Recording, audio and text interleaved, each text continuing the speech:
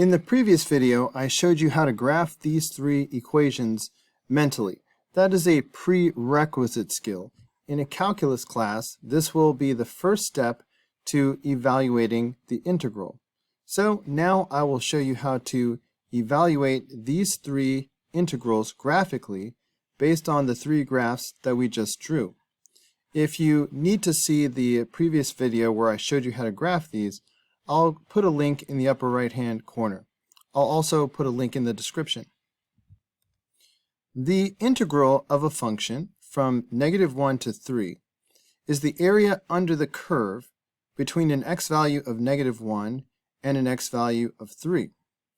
When I say the area under the curve, more precisely I mean the area between the function and the x-axis. Between -1 and +1, the area between the function and the x-axis is shown here in blue. Because this area is below the x-axis, it is considered a negative area. Between 1 and 3, the area between the function and the x-axis is shown here in yellow. Because this area is above the x-axis, it is considered a positive area. So the integral from -1 to 3 of this function will be the sum of these two areas. Since put together, the blue and the yellow represent the total area between the function and the x-axis from -1 to +3. These are triangles, so we're going to use our knowledge of geometry and calculate the area of each triangle and simply add them together.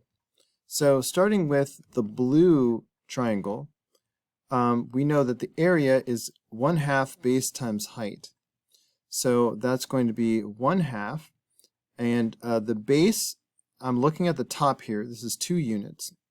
So 1/2 2 times, and the height of this blue triangle is 1. So this will be the area of the blue triangle. Because this is a negative area, I'm going to go ahead and put a negative in front of this. So now let's do the area of the yellow triangle.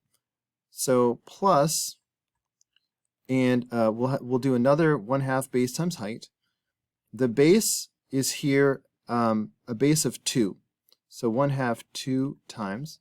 This time the height is 2 units. So 1/2 2 times 2. And we'll leave this positive because this is a positive area. So just to be completely honest, I could leave the answer like this. This expression would represent the area of this integral.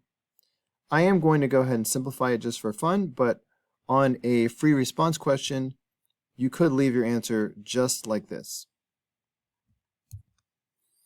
1/2 of 2 is 1.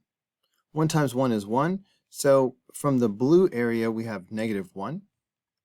And then this is from the yellow area. 1/2 of 2 is 1. And then 1 times 2 is 2. So we have -1 plus 2.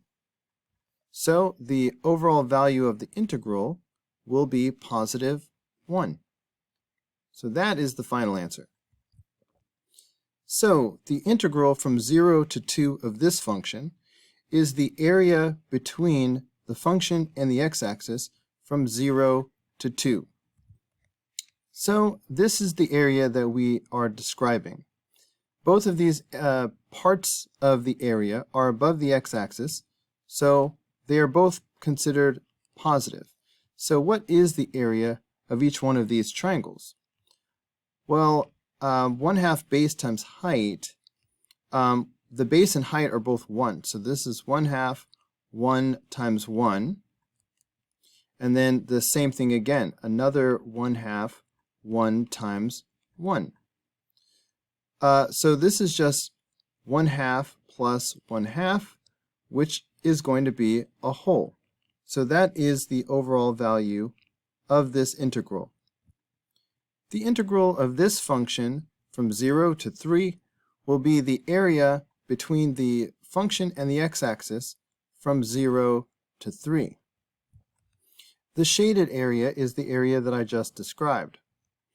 The area that is above the x-axis is considered positive, and the area below the x-axis is negative. The area of the yellow triangle is going to be 1/2 base times height. The base is 2, and the height is also 2.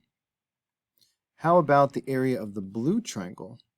This is going to be another 1/2 base times height. The base is 1, and the height is 2. However, because this is a negative area, I'm going to subtract this area. 2 times 2 is 4. Half of 4 is 2.